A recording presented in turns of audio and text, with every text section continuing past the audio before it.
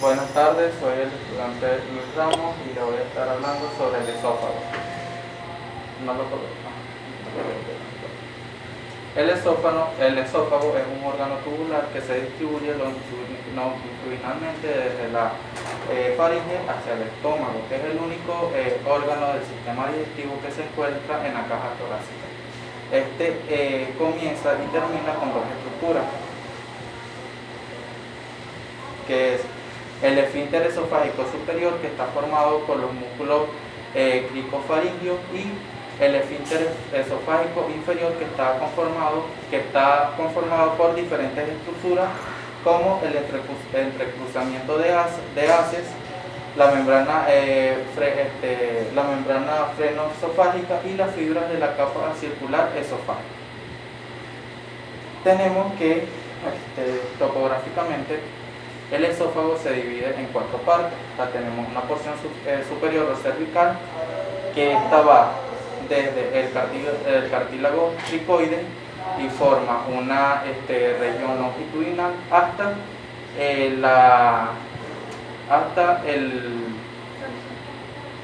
la horquilla del esternón. Tenemos la porción media o torácica, que se desciende hasta el diafragma, y la porción diafragmática, que está formada por el anillo del esófago. La porción inferior o abdominal por el diafragma y el estómago. La porción diafragmática está formada por el anillo del esófago. El anillo esofágico. ¿Cómo se llama ese anillo? Eso no se llama anillo. Y no pertenece al esófago tampoco. ¿Cómo se llama? La porción diafragmática es lo que está en contacto en relación con el diafragma. El esófago está en contacto con el diafragma. ¿En qué zona? ¿En qué parte? ¿Cómo se llama la zona de contacto del esófago con el diafragma?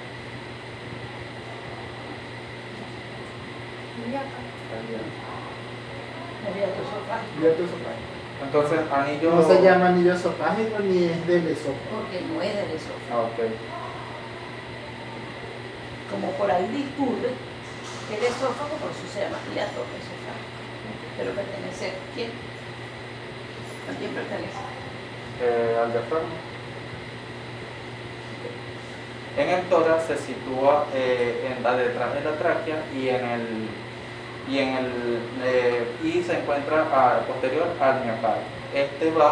Este está en contacto de arriba hacia abajo con la aorta, con el bronquio principal izquierdo y con la aurícula izquierda. De arriba hacia abajo, ese es el órgano que está en contacto. ¿Qué parte de la aorta? ¿Qué porción de la aorta? ¿Qué de la aorta? El callado aórtico. Ajá, ¿qué hace? ¿Cómo, doctor? Después, ¿qué pasa que allá abajo, por dónde va?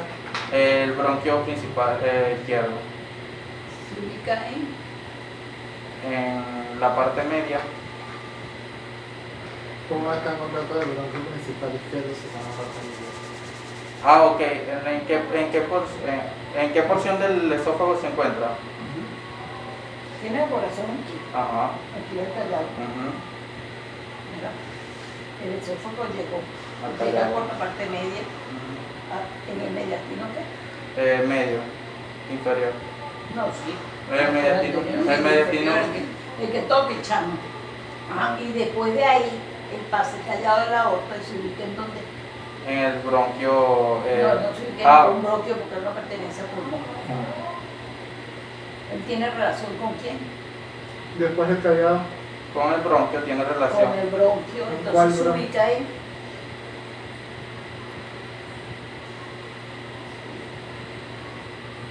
En el lado izquierdo, venía por el medio. Y se ubica después del callado en el lado izquierdo. En el bronquio principal. En el bronquio principal izquierdo no, porque pareciera que se ubica encima o por dentro o al lado del bronquio. Usted tiene que aprender a hablar. En relación Tiene con relación el con bronquio principal. La parte posterior en relación con el bronquio principal izquierdo. No es lo mismo que tú digas, se ubica en el bronquio principal izquierdo, está dentro, está guardado. Porque para abrir el esófago, en el bronquio principal izquierdo debe abrir el pulmón, abrir el bronquio principal y poder encontrar.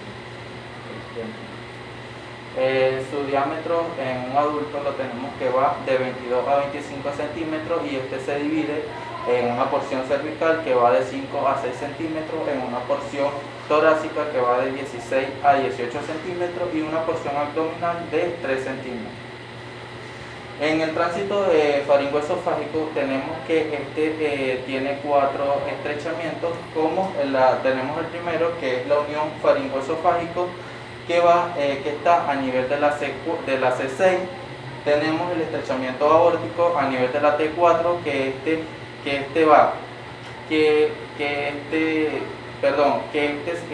sigue la huella del callado aórtico, del callado aórtico. Y tenemos el estrechamiento bronquial, que se encuentra a nivel de la T6, y este sigue también la huella, pero del bronquio principal izquierdo.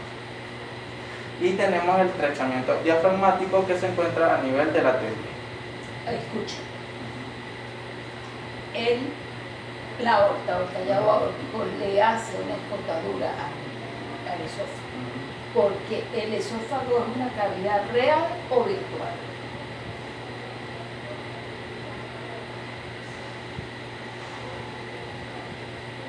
Escucha. Mira, se está dañando.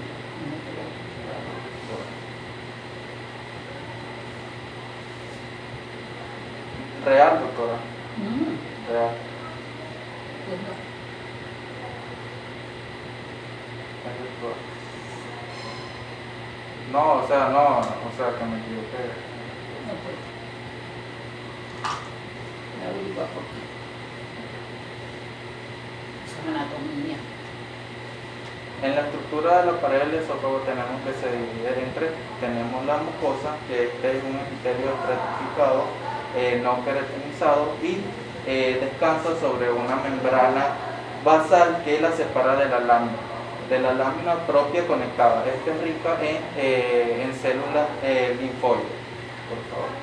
Esta tenemos que se divide en tres. Tenemos la zona basal, que esta está formada por células cilíndricas y un núcleo oscuro. Aquí estas tienen una capacidad reproductiva muy alta. La segunda tenemos la capa media y más superficial, que es donde las células se van aplanando y el núcleo se va desapareciendo. Y tenemos por último la lámina propia, que aquí protruye en una forma de pliegue en el borde inferior del epitelio, dando lugar a las papilas dérmicas. Esta tiene una altura menor al segundo tercio del grosor del epitelio. El pliegue tiene una altura menor del segundo tercio del grosor del epitelio.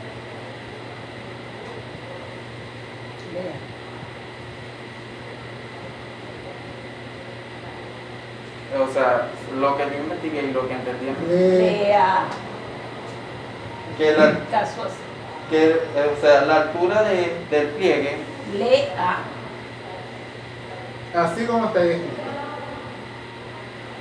Altura Lea. menor al segundo tercio total. Un segundo tercio, pero ese no es un segundo. 2 tercios. Lámina propia protruye en forma de pliegue en el borde inferior del epitelio, ¿verdad? Dando lugar a las papilas dérmicas. La altura menor de 2 tercios del total del grosor del epitelio.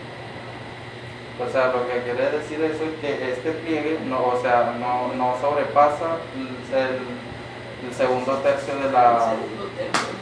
Los dos 2 tercios, tercios, el total del grosor del Los epitelio. tercios. Cuando tú hablas del segundo tercio, pues, si dividimos el esófago Sí, en 3, sí. estoy en la mitad. Claro, 2 tercios. Ahora bien, tenemos la submucosa, que esta está íntimamente adherida a la mucosa, pero está débilmente adherida a la túnica muscular. La capa submucosa forma parte con la mucosa del pliegue que se forma en el interior del esófago. Esta está formada de tejido conectivo laxo y es rica en vasos sanguíneos fibras nerviosas y glándulas tubulares de la mucosa. Estas se encuentran en mayor proporción en el tercio inferior del esófago. Ahora bien, la túnica muscular está constituida por dos capas. Tenemos la circular interna y una longitudinal externa. Esta se sitúa en el plexo mesentérico de Auerbach y los primeros 2 a 6 centímetros está formada por... ¿Cuál se sitúa en el plexo mesentérico de Auerbach? ¿O en cuál se sitúa el plexo mesentérico de Auerbach?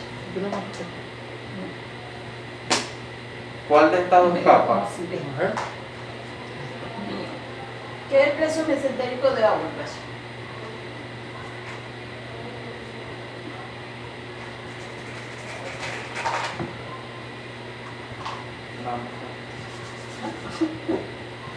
Se acabó de ser una lucha. De verdad, de corazón, no se puede.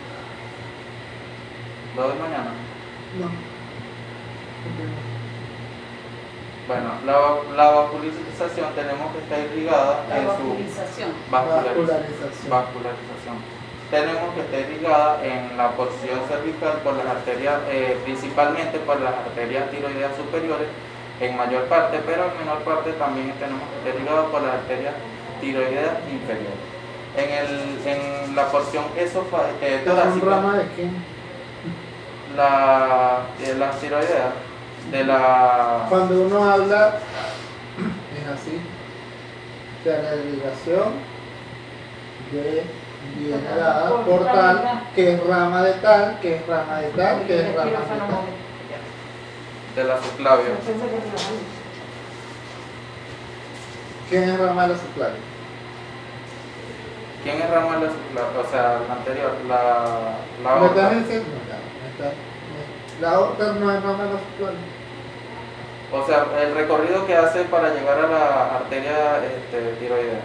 Uno habla de irrigación, dice. ¿De dónde viene la hepática propia? ¿O la hepática común? La hepática propia. ¿Es rama de qué? De la descendente. ¿Ah? De la descendente, abdominal descendente. Por lo menos, la arteria cística es rama de la hepática derecha, que es rama de la hepática, No, que todo el recorrido. que es rama de tal, que es rama de Hasta tal. llegar a la última.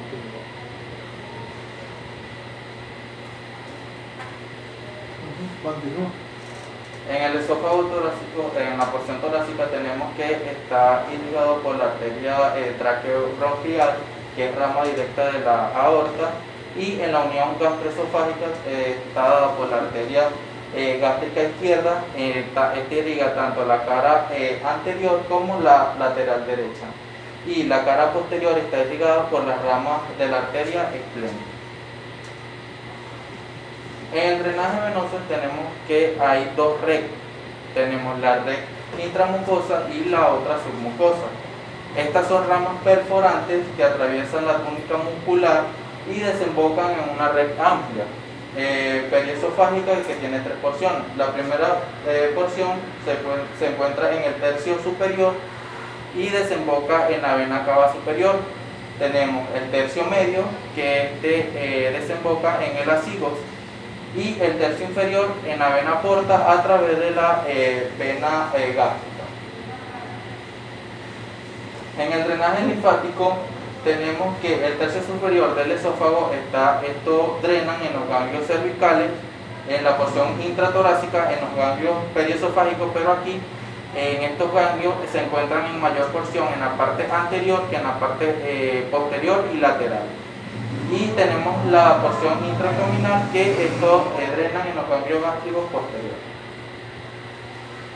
En la inervación, tanto la porción cervical como la porción torácica está inervado por la fibra somática de los nervios laríngeos recurrentes, por fibras vasomotoras de los troncos simpáticos cervicales.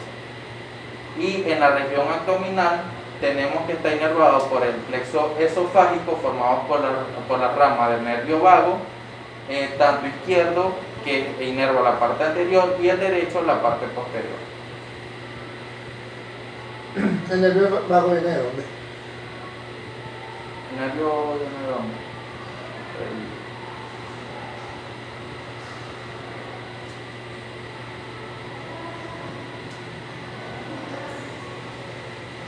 Fisiología del esófago. Tenemos que esta se comprende en tres: una interacción, una fase voluntaria o oral, una fase faríngea involuntaria o una fase esofágica involuntaria. Nos vamos a centrar en esofágica, que esta se divide en tres: un esfínter esofágico superior, que se da origen después de los senos piriformes, y esta es una zona y esta es una zona de alta presión entre la faringe y el esófago. Este impide el paso de aire hacia el tubo digestivo mediante la inspiración. También impide el paso de reflujo de material gástrico hacia la faringe. Esto tiene un diámetro de 2 a 4 centímetros y está constituido de músculo estriado. Tenemos la fase de reposo, que aquí es donde el esfínter esofágico superior se encuentra contraído y tiene una presión de 100 a 130 milímetros de mercurio, y aquí aumenta 3 veces, esta presión aumenta 3 veces más en el sentido que el sentido anterior. Esta presión aumenta 3 veces más en el sentido anterior que en el lateral. Hay que enchufarlo. ¿Dónde está el cargador?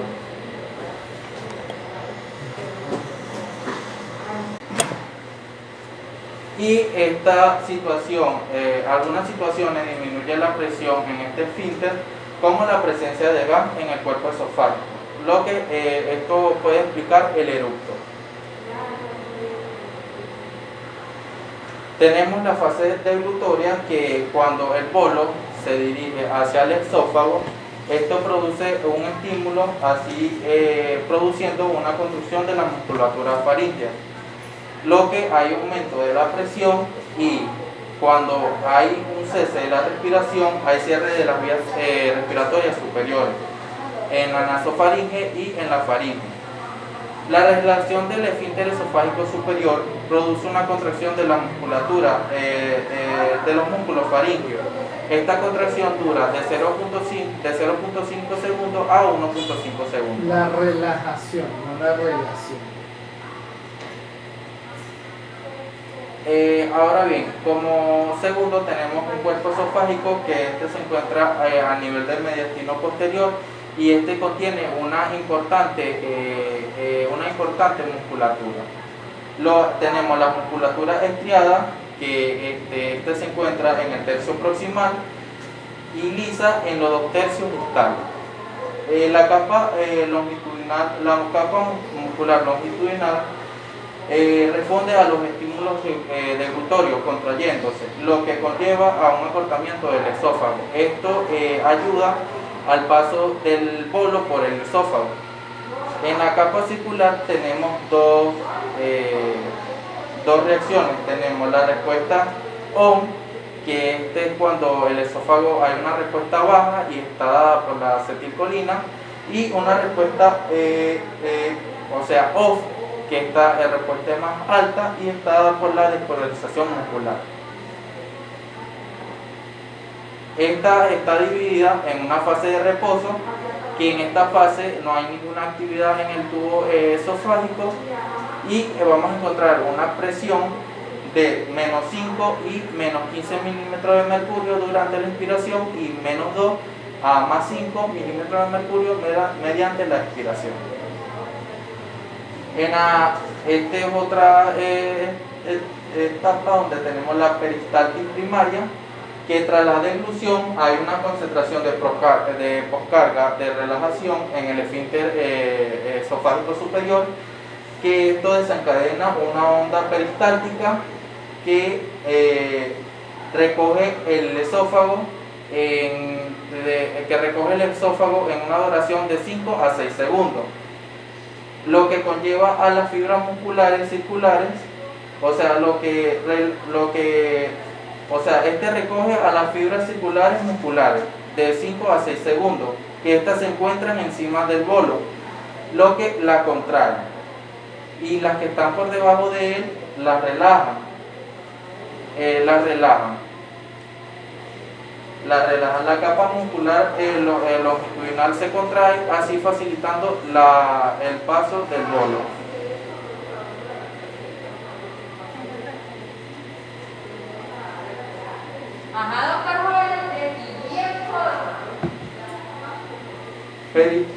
Peristalsis secundaria. Es desencadenada por la distensión esofágica. Se diferencia de la primaria porque no se producen eventos motores a nivel del esfínter esofágico superior. El esfínter esofágico inferior tenemos que es una zona de alta presión, donde tiene dos funciones: relajarse durante la deglución y impedir el reflujo del contenido gástrico. Cuando se produce la relajación del esfínter esofágico inferior, esta presión permite el paso del bolo alimenticio hacia el esófago. Pero cuando está en función de impedir el reflujo de contenido gástrico, se cierra inmediatamente después de 8 a 10 segundos para impedir que esto vuelva hacia el esófago. La actividad funcional del esfínter esofágico inferior se encuentra regulada por diversos factores. Tenemos los miogenéticos, que estos son calciodependientes. Miogénicos, que estos son calciodependientes. Los neurogénicos y los hormonales, que aquí tenemos que actúan, los hormonales, algunos actúan incrementando el tono, como la gastrina, y hay otros que lo disminuyen. ¿Cómo cuál?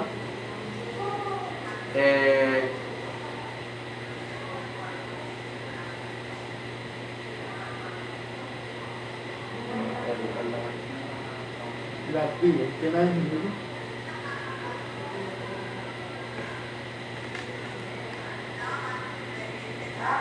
En relación a los factores neurogénicos. ¿Qué explicación hay?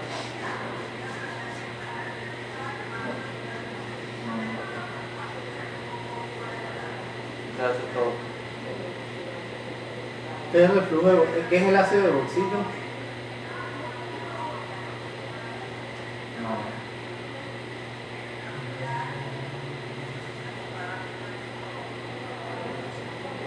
¿Qué es el reflujo funcional?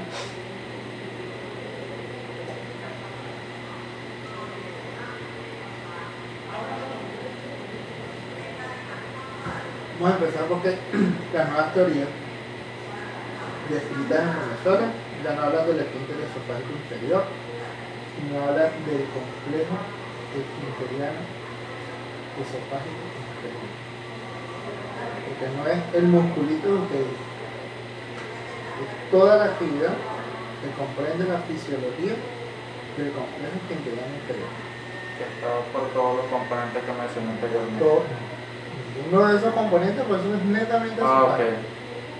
Y entre eso están los neurogénicos. Okay. Y en la entrada por el flujo gastroesofágico, los neurogénicos juegan un papel importante desde el 2016.